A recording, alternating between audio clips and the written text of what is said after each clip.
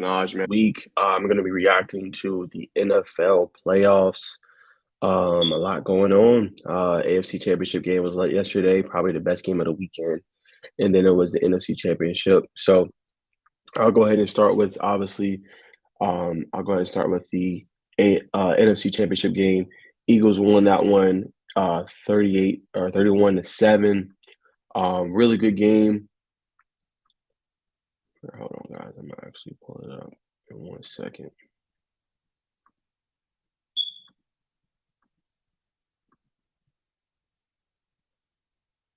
See how if that works good.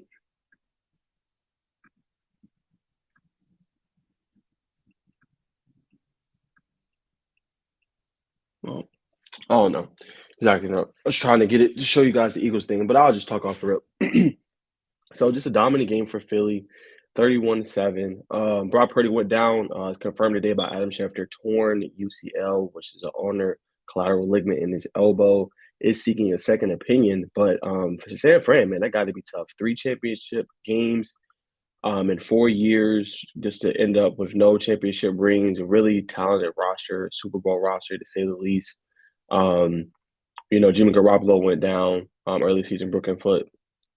Then, I think week 2 or week 3, Trey Lance goes down with a fractured fibula. So he was out. And then now to have this injury, it's like that's the only position they're missing out on. And it's really making a difference for them. And it's the reason why they just haven't been able to get over the hump. For San Fran, they got to go back to the drawing board. They got all the pieces in place. I think getting Christian McCaffrey was a great trade for them. It really made the difference. They increased their points per game. The running game was more effective than it was before.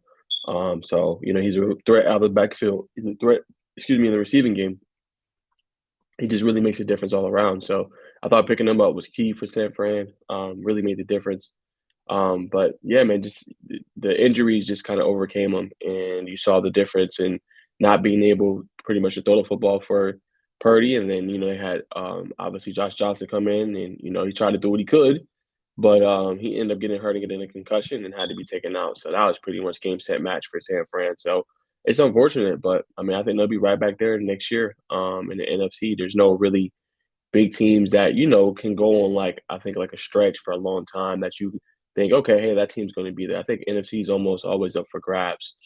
There's no like dominant players, and could say San Fran, who's won better than 3 out of the last 4 championships there. But at the same time, there's no teams that are consistently there like the AFC. Excuse me. Excuse me, y'all. But yeah, there's no teams there like consistently. I'm saying every year, really besides San Fran. I mean, the Reds was last year, but they didn't even make the playoffs this year. Philly, was eliminated first round and didn't make it to the Super Bowl this year. And then, sorry, excuse me. There's no consistency. Like you go to AFC, I mean, year in year out, Chiefs are going to be there. Like that's a team you're going to have to go face. You're going to have to go beat year in year out. So I mean, NFC is wide open just for San Fran to get that QB position right. But I want to shout out Jalen Hurts. Obviously, not an easy career, man. He's been through a lot already. Just in his college days, overcoming that. Tua taking his job, him coming in that big SEC championship or big playoff game against Georgia when they're in the 4 seed and winning. And transferring out. I think being a Heisman finalist, I believe, and then for him to be able to come into the league, second round pick, probably most people didn't even want him, and to where he is now. I mean, it goes to show you what persistence is, dedication, hard work, and I love the phrase he coined, the daily deposits. That's what I look to get every day, the daily deposits, and you could tell how serious he takes it, man. And he's really been, an MVP candidate. I think he should be the MVP over Mahomes, if I'm being honest, because if you go look and see where the drop off was when, he was playing and when he wasn't, and people's like, oh well, Gardner Minshew can get in there and step in, but if you just see like the difference between, the quarterback play and how the team kind of, you know, rallies behind Hurts, I mean, you really see the difference. So it's definitely tough, but I mean, I think you gotta, worry maybe MVP. Now he didn't have blazing numbers passing wise. He was 15 for 25, 140 plus yards, no throwing touchdowns, but still, I mean, he could beat you with his feet. It was 11 carries, 39 yards. Philly yesterday ran for 148 yards. So they can beat you, running the football, and they can beat you throwing. They got weapons on the outside. They have a really good tight end. I think top 5 in the league in Goddard. They could beat you in a plethora of ways, and I think that goes into Philly's advantage. And like I said, I think the injuries just kind of overcame it for the 49ers, and it really just, it made the difference in the game. And, shout out Philly. And, obviously Jalen Hurts overcoming everything he's overcoming. It was a lot of questions going into last offseason is he the guy? Should Philly go and draft somebody in this draft coming up, which this is a very QB heavy draft. We don't have a quarterback. This is one of the best drafts to get one. But he proved, man, you put a team around him, you put some weapons around him, can really make a difference, man. And I think you're seeing that. And then, they put the right players around him. And it's definitely a difference maker. Definitely is. So shout out Philly. Definitely been kind of going through their opponents. 38-7 to Giants, now 31-7 to the 49ers. So we'll see, man, how it goes. If they're able to pull it out against the Chiefs. But I think they got a good team, and I'm gonna preview that matchup actually in a second. But I'm gonna go ahead and transition to the AFC Championship game. You know, so many ways you can start. I'm gonna start off with giving credit where credit is due to Patrick Mahomes, and go ahead and saying, I'm seeing things like, is he already a Hall of Fame lock? The greatest to ever do it. I'm not gonna go that far and say all that. The analysts and the media can go ahead and do all that. I'm not one of those people. I will give him his respect. He is a great quarterback. He's probably one of the better ones, in this generation, probably the best one in the league for sure, without a doubt. So I'll give him his credit there. But I can say he's a Hall of Fame lock because it is extraordinary what he's doing. Making 5 straight AFC Championship games, going to Super Bowl in 3 of the last 4 years. But he needs to finish the job, and he very well might win MVP over Hurts. I don't think he should. I think it should be Hurts. But let's say he does. I mean, you couple 2 MVPs with 2 Super Bowls. I mean, you got a good case. So let's see if he finishes the job. But I'm not gonna lock him in as a Hall of Fame lock or, say he's this, I'm saying already. I need to see more. I mean, he's young. He's only 27, I believe. So he still has his whole career ahead of him.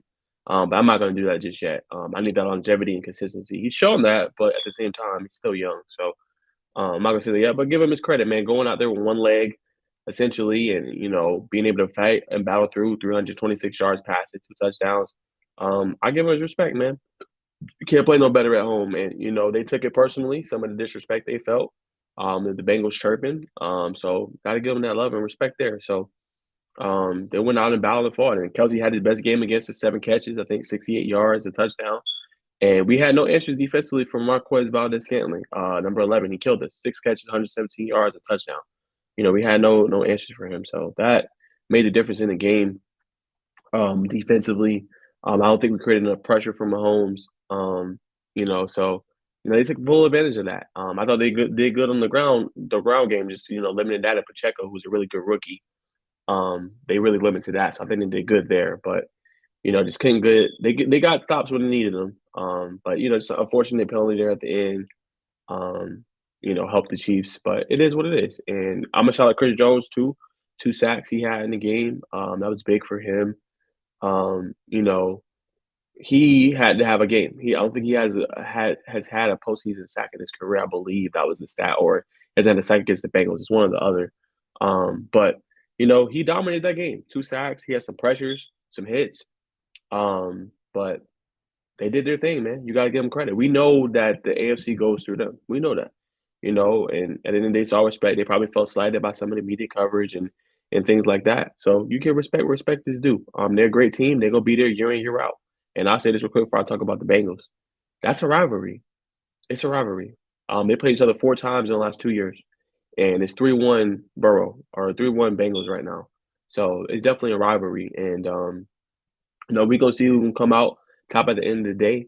But all the games have been 3 points, all of them.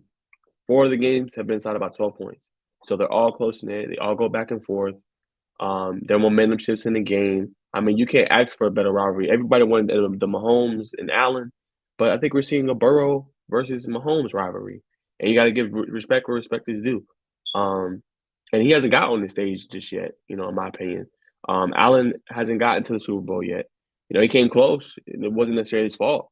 But at the same time, he hasn't got there yet. So, the rivalry is really between Burrow and Mahomes, and we're seeing that. And like I said, again, shout out to him. But I'm gonna talk about my team, and then obviously the horrid officiating. But yeah, for us, man, again, it's the ratio. I always go back to this. So if you go and look at the Buffalo game, I talk about this in my TikTok. Buffalo game, we ran the ball 27 times and we threw the ball 36 times. Well balanced attack. Joe Mixon runs 20 times, 105 yards and a touchdown.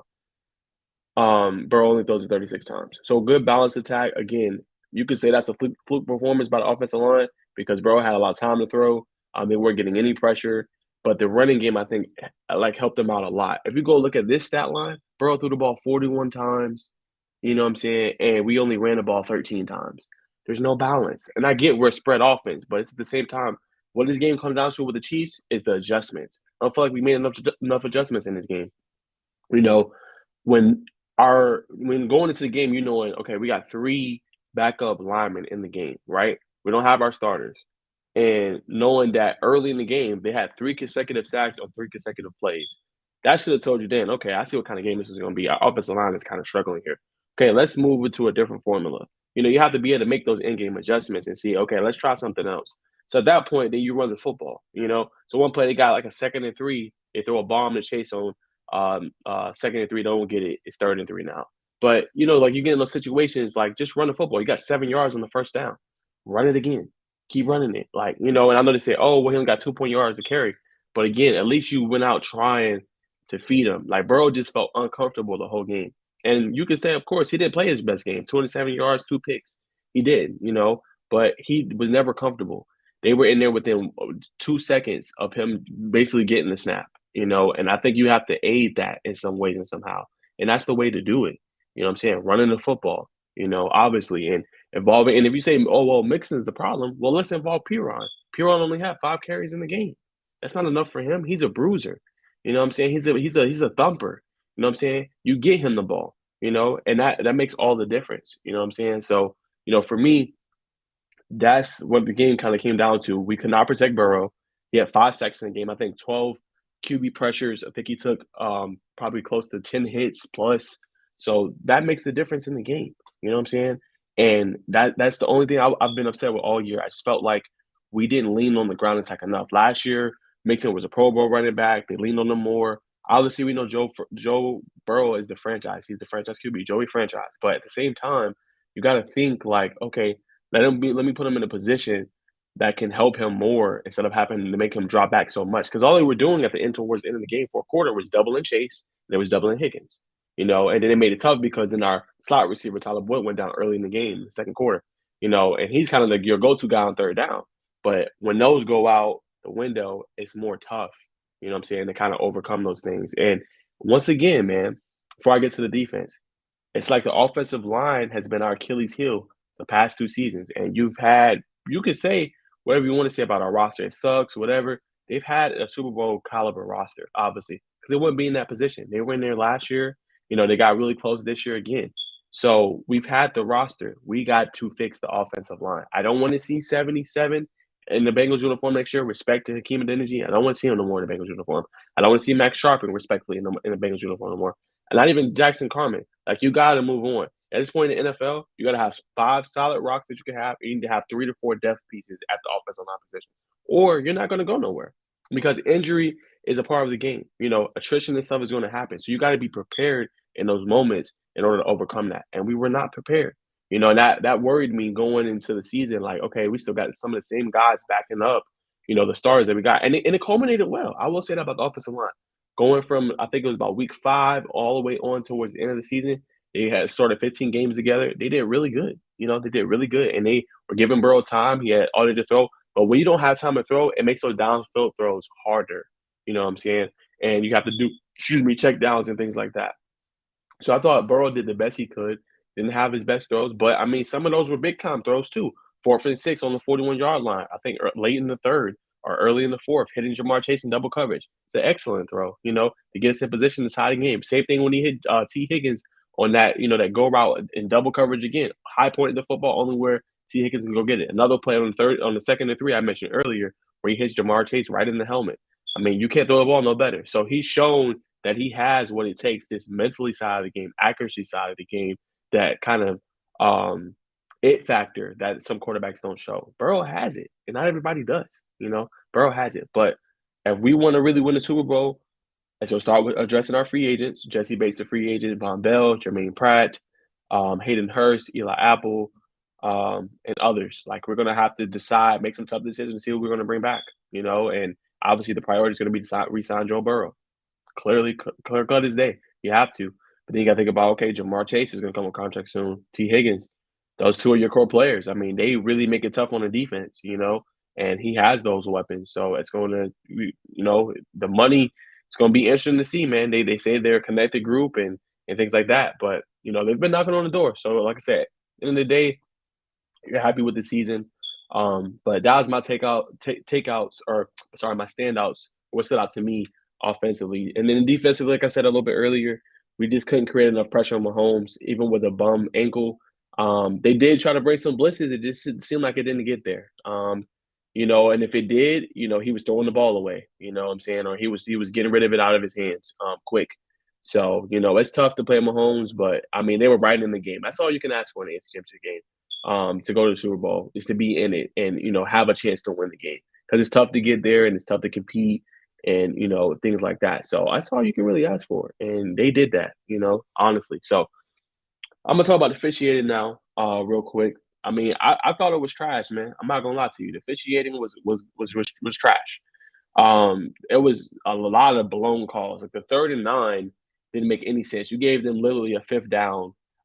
They ran the whole play, threw it to Travis Kelsey. He went down. They go off the field, and then they come back onto the field, the punting unit. That didn't make no sense. How does that happen?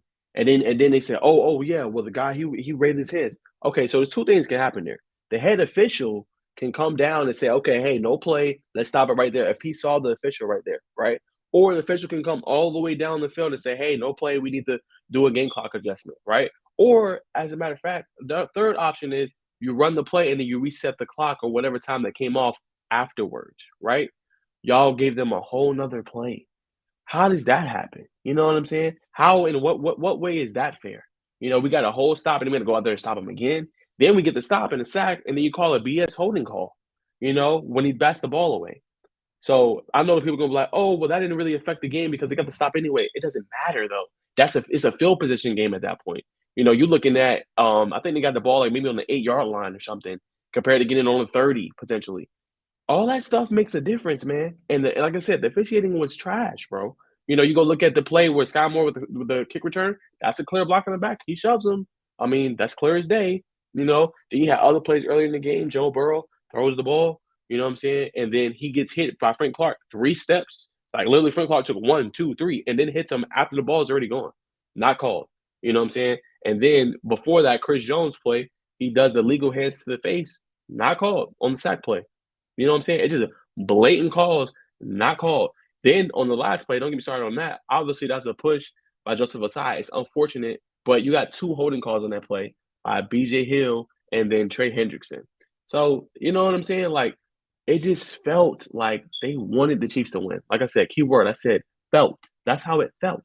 Because it's just like you were just missing call after call after call. And you weren't trying to do anything in that situation to be remotely, I thought, fair. Like it just you were just making up stuff along the way. It made no sense, man. It made no sense, and it sucks. It's unfortunate, because I want it to be, or it should be, the best team wins, right?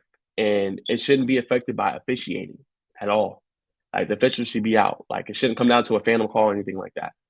But like I said, I thought they were terrible. But it is what it is, man. Credit to the Chiefs. We'll be back. We'll see when. But at the end of the day, it is what it is. We take the L on the chin. Respect to the Chiefs. We'll be back though. Believe that. And like I said, excuse me, the real rivalry is between the Chiefs and the Bengals. Excuse me. That's the real rivalry. I mean, those games are the closest. Those games are the most interesting. You take it that what you will. We will be back. All we need to do is work on the offensive line, get some free agents, draft some people. We can get back there. It'll be tough. Obviously, we got a first place schedule. We're gonna have to play San Fran next year, Minnesota. Bills again, Chiefs again, our division. It's gonna be tough. So, we'll see what we made of. It was tough this year, and they said, "Oh, the Bengals ain't gonna do nothing with that schedule," and they went on a 10-game win streak. So I go to show you what kind of fortitude and mental attrition that they have. And they did it. They did it. So, you know, it's tough as a fan to say, you're happy with the season or to say you're disappointed. But I mean, to be where they were 0-2, get disrespected all year because it was just Bills Chiefs all year. Allen's gonna be the MVP candidate. They won the Super Bowl, and for them to get all the way back and be a possession away, it shows a lot, man. It shows a lot. So they just got to work on that offensive line, man, and they can win one for real. They were right there. I don't think the Chiefs are very much better than them. Respectfully, I don't think so. So that's my thoughts, man, on the two games. What I take away from it. And honestly, I don't want Ron Tolbert officiating any more of our games or our playoff games or anything like that because he cost us in the Super Bowl too with that phantom call against Logan Wilson that wasn't any flag. It was a clear hit on the ball. He deflected it. That should have been it. So I don't because he led that crew there and it was the same result. You know what I'm saying? So make it fair, man. Those guys work too hard for it to come down like that. They work way too hard. They put too much effort, blood, sweat, and tears into the game for it to come down to that. And that's just straight up. You know what I'm saying? So that's my thoughts on the championship games and what I took away from it. Quick preview. I'm gonna make a game pick, in a couple weeks on my TikTok and upload it obviously to my YouTube page. But quick preview to the Super Bowl. I'll put it like this. So you got Eagles, Chiefs, which is really cool stat actually. First Super Bowl between two black quarterbacks, so that's pretty cool to see. First ever, so I'm excited for that. Got the Kelsey Bowl too, so that'll be interesting. And got obviously the Reed Bowl with Andy Reid, formerly coaching the Chiefs. The Eagles, excuse me. So it'll be really intriguing and interesting to see how it plays out, what happens. But it's gonna be interesting because the Chiefs, like, how good is Mahomes' ankle gonna be within a few weeks?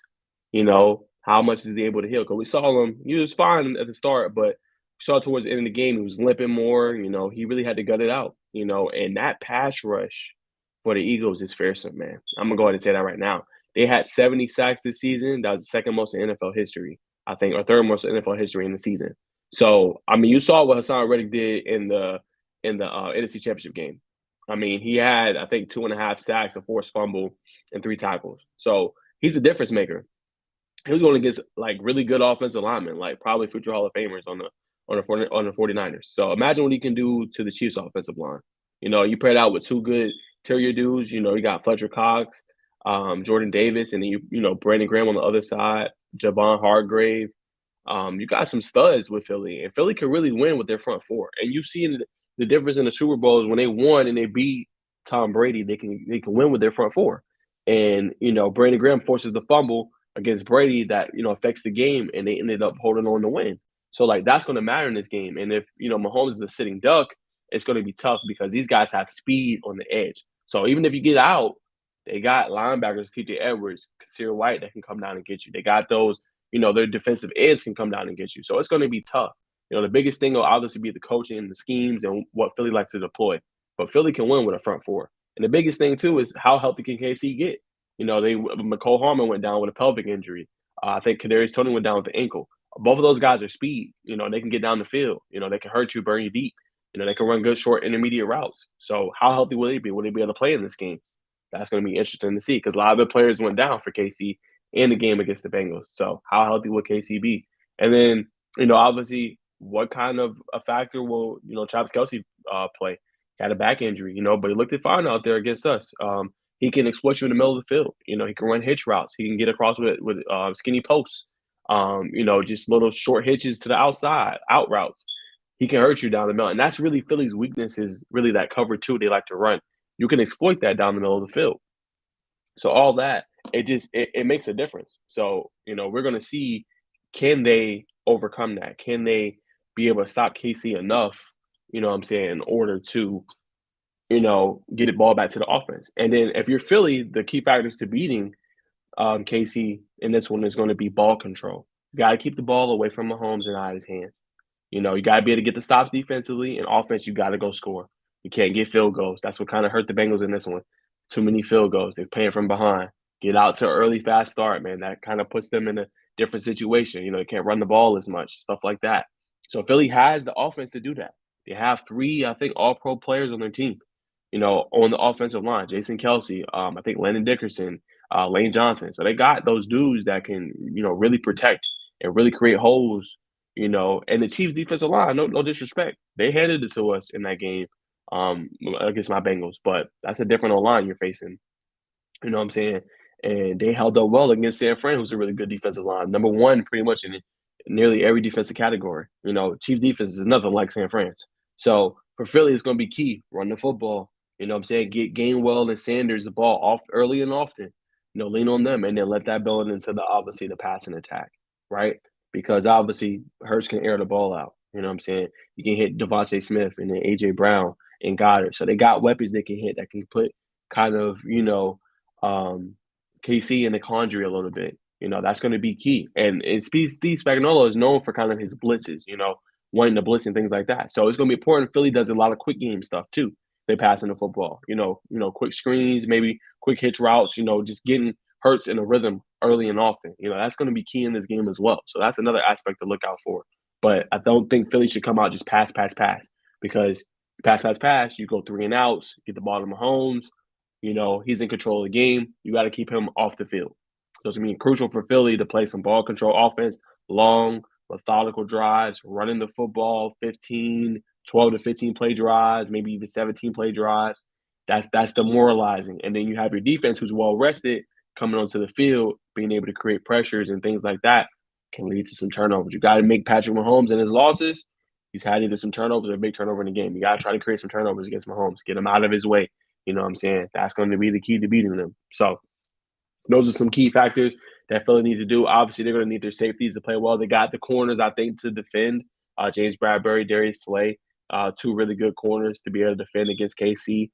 They got good safety in C.J. Gardner-Johnson, who's played good all season long. Use him maybe in some blitzes and things like that. So they got the horses, man, to do it against KC, in my opinion. They do. So I know people will be like, oh, I get the quarterback edge to Mahomes. You can say that, but I think Hurts going to have something to prove, and he's going to show that he's that dude too. You can't sleep on him. What he's done this season has been remarkable. It has. And, where he's come from and where he is now. So he's showing you when you get him some weapons, what he can do. And he's always cool, calm, and collected, man. He's never rattled. And it's going to be important that the offense, lean on their identity, man. You can't come in there having anything with your receivers and A.J. Brown and any diva stuff. Nah, can't have that, man. You know what I'm saying? This is for all the marbles, man. This is for a championship. This is to win it all, say you're the best, to have bragging rights. So all that stuff goes out the window, man. You can't have, oh, I'm mad I didn't get the targets. That don't matter, man. What matters is helping put your team in position to win. So that's going to be key, man. So those are some of the things you got to watch out for in that game. I think going to, really loom large. Again, how well will KC's line, to kind of wrap up, how well will KC's line look against Philly's defensive line? Can they create turnovers defensively for Philly? Offensively for KC, how mobile can Patrick Mahomes be? We know kind of his thing he's known for is being able to run out the pocket, extend plays, and make these off balance type of throws and all things like that and highlight plays. He obviously can win in the pocket, but that's his specialty. So how mobile can he be? Can Philly get him off his mark? That'll be interesting to see. Can their defensive secondary win enough against the receivers? Can they make it tough on them? Are they going to be able to guard Kelsey? The other side of the ball, can Philly impose their will offensively against that Chiefs defense? Can they make them more of a, on their heels kind of a defense with running the football? And then obviously letting that bit off the pass when you got people coming down 8-9 in the box, hitting them over top with AJ Brown and Devontae Smith and Quez Watkins. That's going to be really interesting to see. So those are my key things. Obviously, take away from that Super Bowl matchup. Not gonna make my pick yet. I will make my pick in about a week or two, leading right up to the Super Bowl. It'll probably be about Friday, Saturday. I'll make my Super Bowl pick, obviously, and who I think is gonna win. But that's all I got for you guys, man. Great show, first live stream. Hope it was fun. Never done it before, but I enjoyed it. But yeah, so we'll see what happens with my Bengals going into next season. It'll be really interesting. And be interested to see what 49ers do. I mean, all three of their quarterbacks are injured. So interesting to see if they try to trade Garoppolo or Lance, or if they keep all three. They got some decisions to make. So we'll see what happens, especially around draft time. You can see trades like that happen with draft picks and things like that. Going to go get a quarterback. Hey, nothing is out of the realm of a possibility. So I appreciate you guys tuning in, man, to my live stream, and hope you guys have a blessed night. I'll see you guys soon. And the ones that are listening, definitely comment below, or whoever's watching the stream, let me know if you want to see more live streams going forward.